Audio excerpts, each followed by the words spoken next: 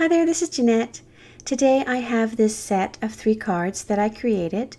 I used products from My Favorite Things, so their new Mermazing stamp and die set, their Exquisite Ocean stamp and die set, as well as their Wavy coloring book background stamp. So I used the same sets for each card, but by mixing and matching the components, changing up some of the colors that I was using, I was able to create 3 very unique cards that are different from each other, but similar enough that they read as a set. So I'm going to be taking you through how I did the coloring of the mermaids and the little critters, as well as how I stamped all the foliage from the Exquisite Ocean, and then also how I created that background.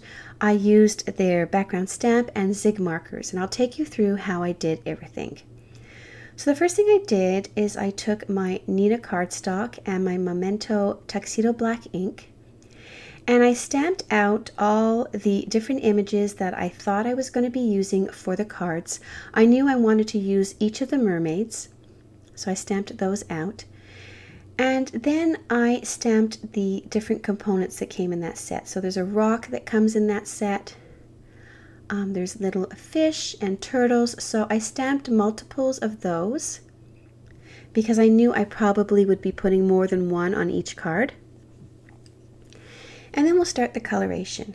So the skin for all the mermaids is colored in the exact same way using the same markers. So I'll be just showing you the skin on this one, and then the other 3 will be colored exactly the same way, but I'm not going to be showing you that because this video already I think is going to run a little long.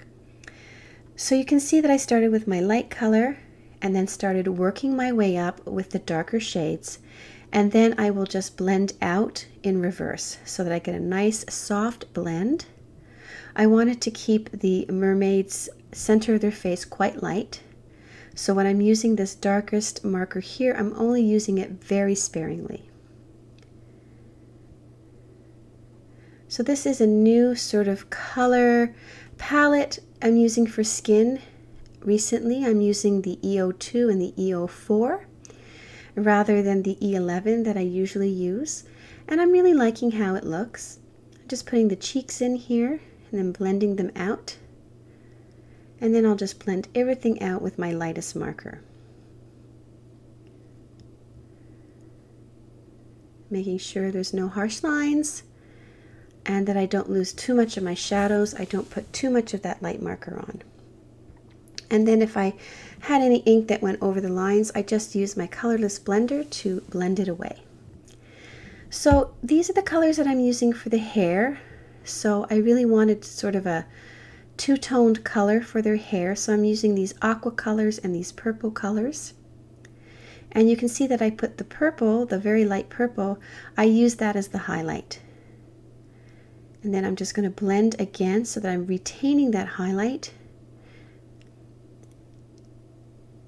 And then I will move to her little bikini and her tail. I'm giving the hair a little bit of time to dry before I put anything else on it. So I'm using some purples here, and you can see that all the markers I'm using, I'm listing them over the screen. So there was enough time for that to dry, so I'm going in with a darker aqua color just to add a little bit of contrast and make the coloring look a little less flat. And then I will blend again with that light purple. For the tail, I'm first going in sort of coloring the middle portion of the tail with this yellow-green color, and then I'll start adding the aqua to the outside edges. And I'm going out of screen a little bit there, I apologize for that. And then I will go back in with the lighter aqua color and just start blending so that there's no harsh lines. And again, using that colorless blender if I go outside the lines. I'm going to let that dry a little bit. I'll do the star here in the hair. And again, all the stars in each of the mermaids were done with the same colors in the same way. Once that was a little bit dry, I was able to go in and add some dotted detail with the darker aqua markers. And then again, I put a little bit more just at the edges of her hair. I'm going to blend that out a little bit. I really didn't want harsh lines on their hair.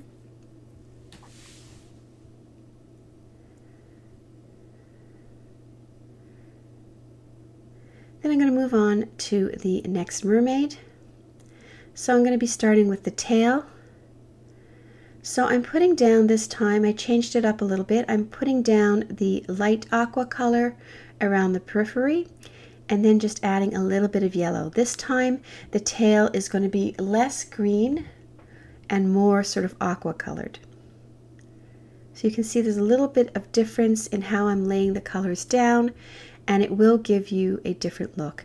I'm actually even blending a little bit with the colorless blender to lighten it all up. And you can see that this tail is reading more aqua than green.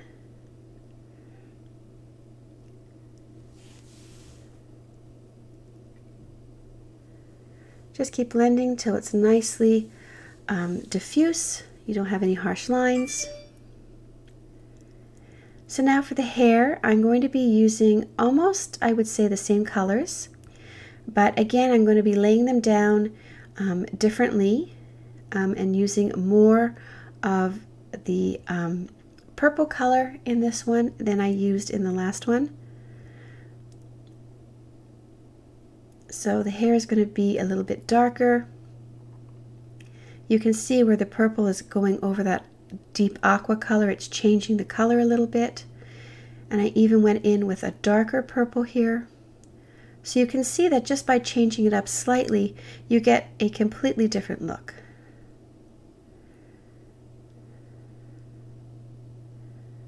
And so you can just keep playing with it until it looks how you want, adding the darker colors in the shadowed areas and then blending out the middle areas with your lighter markers.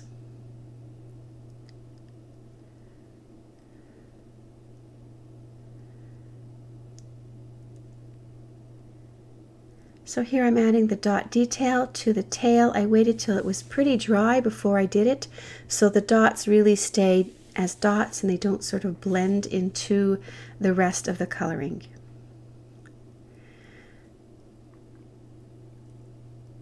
So I'm doing the skin here, and you can see how it looks when it's all done. I did cut it out just for time constraints. And you can see how it really changes the look once you put the color of the skin. I think that's why I usually do the skin first rather than coloring everything else. So here with this hair, I'm going more with a sort of green aqua color palette, so there's no purple in this hair. Still using the same greens and aquas I used everywhere else, but now that I'm not adding the purple, it looks quite different.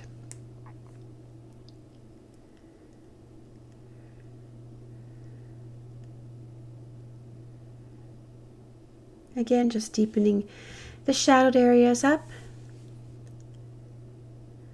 And I did use a very, very light yellow-green there, just so that it would be more of a highlight. I felt like I was losing my highlight a little bit.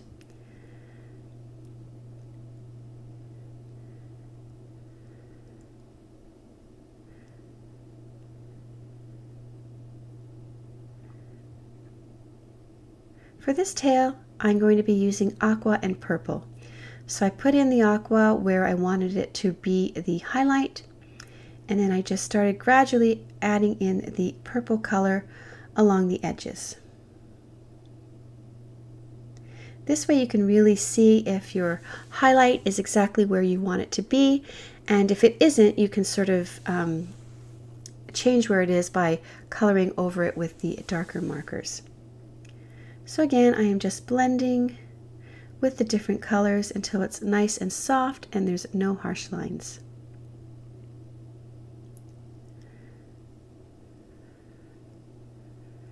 Once it was dried enough, I did go in and add some dotted details. I think this is just a really nice sort of finishing step for the coloring of the tails. I think it really adds a lot.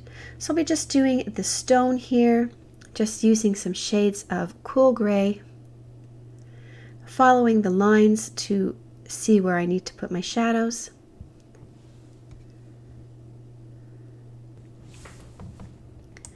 So you can see I used my colorless blender again. I just had some ink that went past the lines, so I was able to push it in using that blender pen. So I'm now just blending the dark color with my mid color, and then I will blend everything with the light color. There's so many images that come in this stamp set that I think you can make so many different kinds of cards. I even think it would be great if you wanted to create an art journal page and sort of create a scene with all the mermaids. It would be really, really pretty.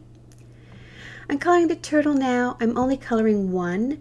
I ended up only using one, even though I stamped two. But what I did is I just kept that stamped image of the second turtle, and I just put it in the plastic sleeve where I keep the stamp set. And so next time I need one, it'll already be stamped for me.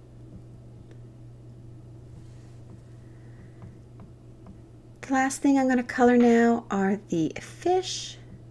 So they're all colored in the same way using the same colors. I'm just going to take you through now, finishing off the coloration of one of them, and then the other two are done in the same way. You'll notice that when I'm using or when I'm coloring images with very, very small areas, I won't color with 3 shades of marker. I usually just color with 2. That way I can make sure that I'm not going to have any ink that is going to sort of seep over the lines.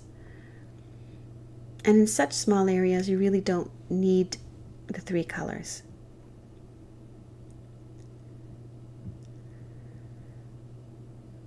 So I just use different shades of gray for those little lines. And now those 3 fish are finished, and it's time to die cut everything.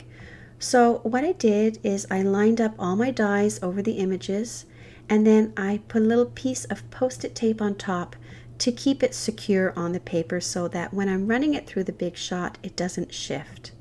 I have a magnetic plate on or underneath the cutting pads, so that helps as well, but it's always nice to have a little extra insurance because you really don't want to ruin those images that you have just spent so much time coloring.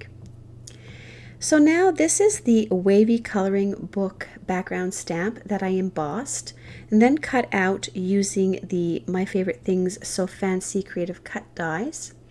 And I am just taking some zig markers and adding some color here and there, blending it.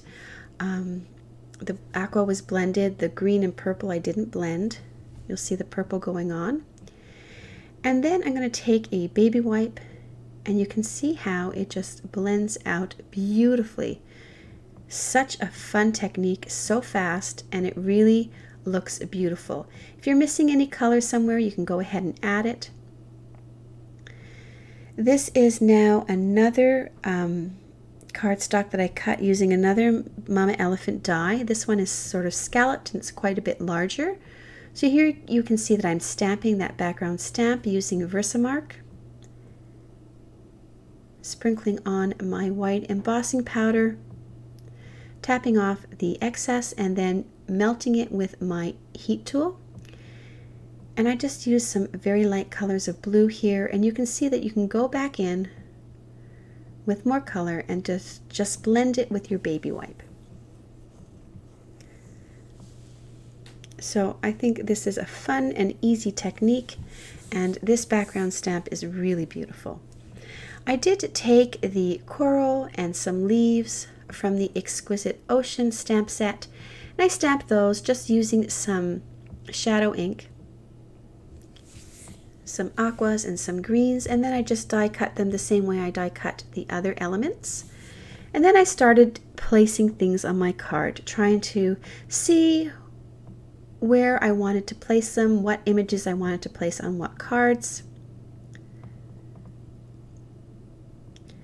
I thought at first I would create a sentiment using that black cardstock, but in the end I decided to use some white. I just cut it out with a little banner, and now I'm using my Misty to line up the sentiment So I can stamp that. And this looked a bit better on the card. The black was just a little bit overpowering. Once I have the elements that I want placed on my card, I went ahead and used some Nuovo glue to glue them all down. This stuff is great. I just purchased it this month and it's working out great so far. It dries clear and colorless and everything stays stuck, so I think it's a winner. So there, all my elements are glued onto the bottom. I'll just trim off the excess of the banner here so that it will fit a little nicer on the card, and I glued that one down as well. So now that card is done. Here's my second card using that first background that I showed you. For this one, I'm going to pop it up using some foam tape because it is a little bit smaller than the other die cut. It looks kind of nice popped up off the card like that. And I decided to use this mermaid and these fish. I was trying to make sure I didn't have them upside down. There is a right side to those fish. Then I was able just to glue them down really quickly.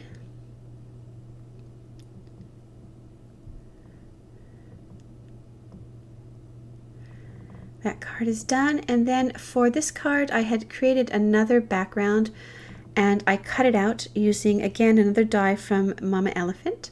Everything will be listed below, don't worry. And I'm going to be using this mermaid and the coral and the leaves from Exquisite Ocean, and I'm just sort of creating a little bit of a different card. There's just sort of like a bunch of things in the upper left corner, and then I'm just going to stamp a sentiment on the bottom. So a little bit different from the other cards, but I really liked how it looked. These are little fish that come in the Mermazing stamp set, and I just die cut them so they would sit up a little bit off the card. And then to make sure that my sentiment is placed exactly where I want it, I'm using the Misty just to line it up and stamp it. And I'm sorry it's a little bit out of screen. I used Memento Tuxedo Black ink, and you can see there that it was stamped on the bottom. And then I did for some of them stamp the sentiments on the inside. So there's my 3 cards all done. And the last thing I wanted to do was just add a few little rhinestones, a little bit of sparkle for each of the cards. And I used different sizes of them, so some big, some medium, and some small. Just scatter them around. And my cards are now complete. Thank you so much for watching. I hope this inspires you to create some Mermazing cards of your own using these really fun stamps and dies from My Favorite Things. I will have a full list of everything I used. It's going to be found below this video on YouTube, or you can go on to my blog and look at the pictures there and see some more details. I'll have all the Copic numbers listed there for you as well. Have a great day.